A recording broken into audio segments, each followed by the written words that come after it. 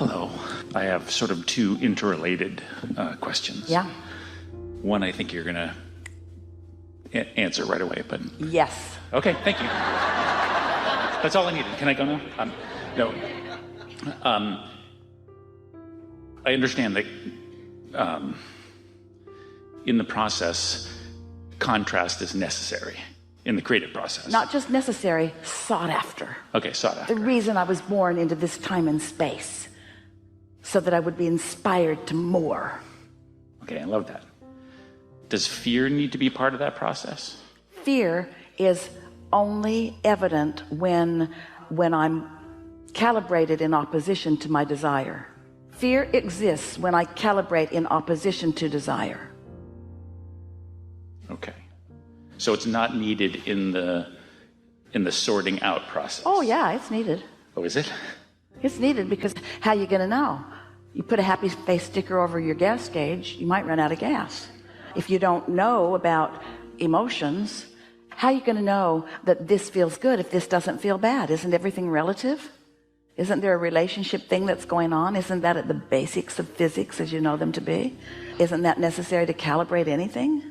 It doesn't have to get to fear. It could be frustration. But if you're frustrated and you don't calibrate, don't worry, it'll get bigger.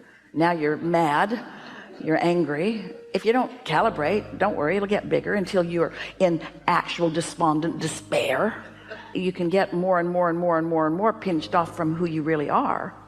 And so is it necessary? No. Is it helpful? Yes. This is something that we have just begun saying since we're talking about calibration, and so many of you are resonating to what calibrating really is. When you feel negative emotion, you are in the act of calibrating to something you do not want.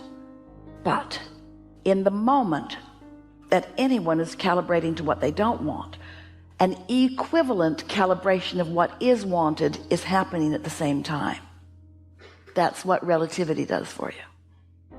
So if it's really, really, really unwanted, then this is really, really, really wanted. And you didn't just get there. There's been momentum in those vibrations that have led you to that. So the whole time you've been calibrating your way to fear, you've also been calibrating your way to love. It's just that you've been choosing to look this way because there's been so much in the physical realm that you're used to seeing and hearing and smelling and tasting and touching that's sort of leading you that way. So while you're creating something unwanted, you're creating something wanted. While you're calibrating to something unwanted, you're calibrating something wanted. And so there it is. But if you don't know, if you're used to only seeing and hearing and smelling and tasting and touching, you can't see what's over there. You can only feel what's over there. So it isn't until you understand that emotions are your tool of evidence of what you're calibrating that you would begin to feel for something else. You can't look and find it because it hasn't turned to things. It's not manifested yet, but you can feel it. So as you feel for it and find it and feel for it and find it and feel for it and find it and feel for it and find it and calibrate to what feels good, then those thoughts turn to those things. How are you going to create something that hasn't been before in your life experience? Don't you have to start where you are? And if you're starting with a belief that you're unworthy or incapable, don't you have some vibrational ground to cover before it starts taking shape? Yes. Along that lines, in the idea of the fact that trusting the process, I was talking to a friend who is a fan of yours as well, and I was saying, I'm really starting to feel like the universe is doing like 97% of the work. Yeah. And she said, that's so sweet that you think you're doing 3%. And it's still hard for me to trust that that's really the truth. Well, here's the thing though, in appreciation for her putting it that way, because law of attraction is the engine and you are source energy, but it does require focus. It does require calibrating. And turns out just wanting it occasionally doesn't cut it. So Maybe you're calibrating 3%, 4%. Maybe you're calibrating 10%. Maybe you're all in. Maybe you're paying attention to how you feel. Maybe how you feel matters.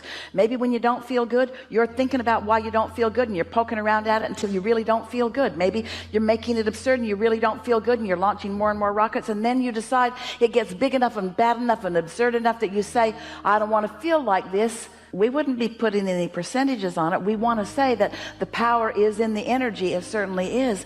But a creator focuses.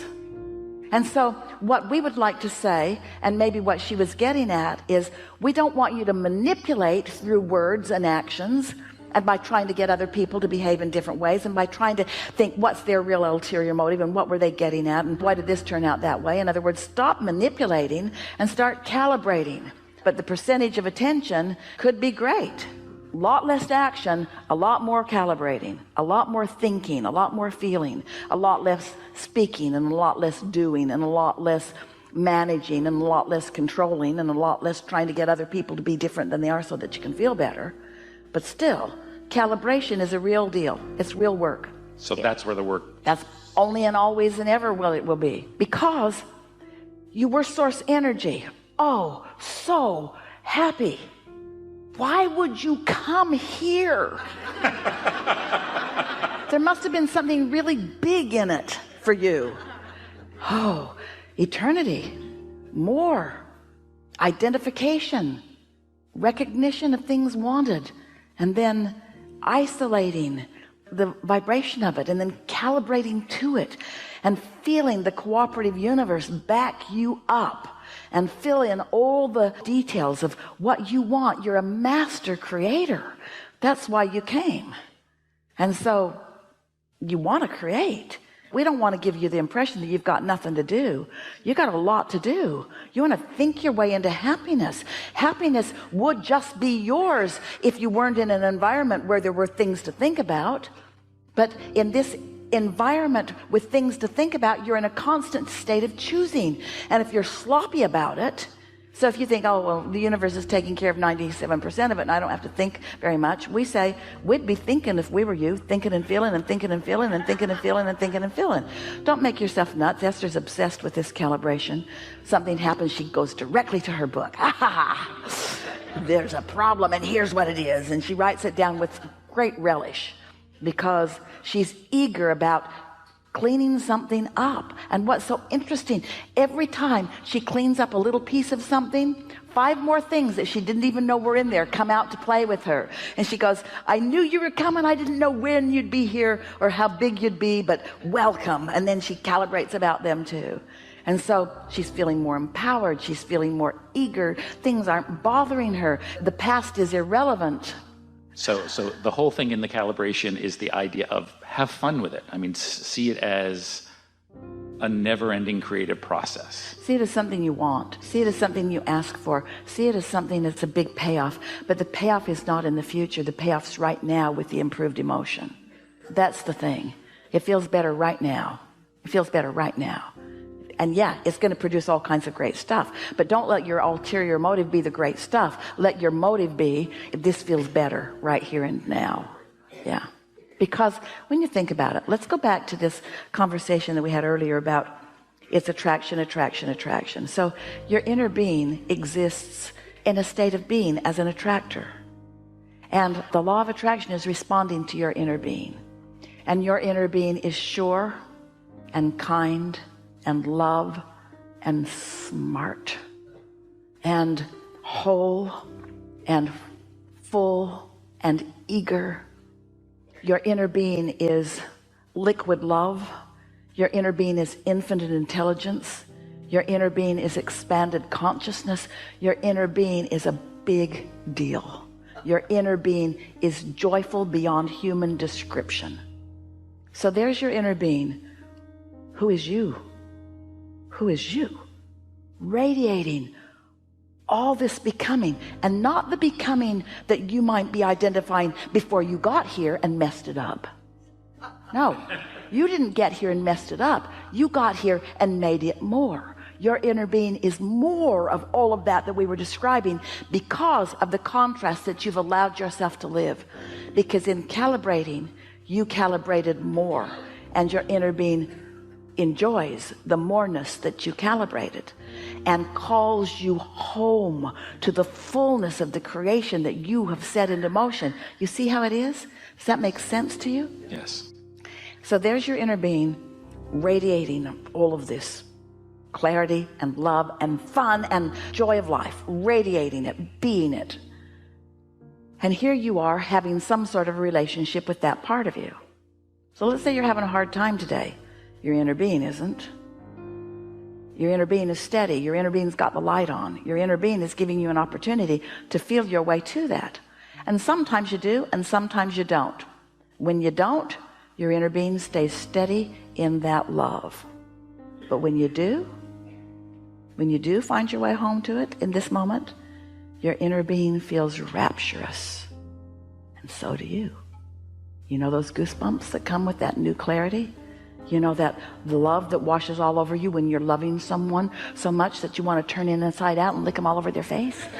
You know those feelings? That's you in resonance with your inner being as you and your inner being are having your allowing moment. Because your inner being's been there. Your inner being's been out ahead of it. Now you're coming into it. Now you are allowing yourself to be attracted by your inner being into what your inner being has already become. And then the cycle just goes again and again and again. So here it is.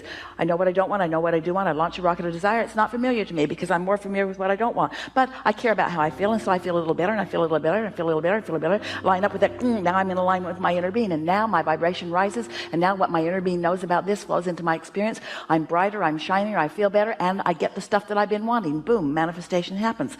What else happened? Oh, a whole new set of contrasting experiences. I know what I don't want. I know what I do want. I don't really know what I do want. I more know what I don't want, but what I do want is calling me. And so I care about feeling good. And so I look toward what I do want. And then I'm called by my inner being toward what I do want. And I finally decide not to be stubborn. And I decide to go along because it worked out pretty well last time. And so I go along and then I line up with it. And then I come into vibrational alignment and things come into my head. And then boom, I have a manifestation. And now I also have a whole new set of contrasting experiences. And so I know what I don't want. I know what I don't want. That's just how it goes. That's the eternal process of becoming. And it's supposed to feel good. It's supposed to feel good.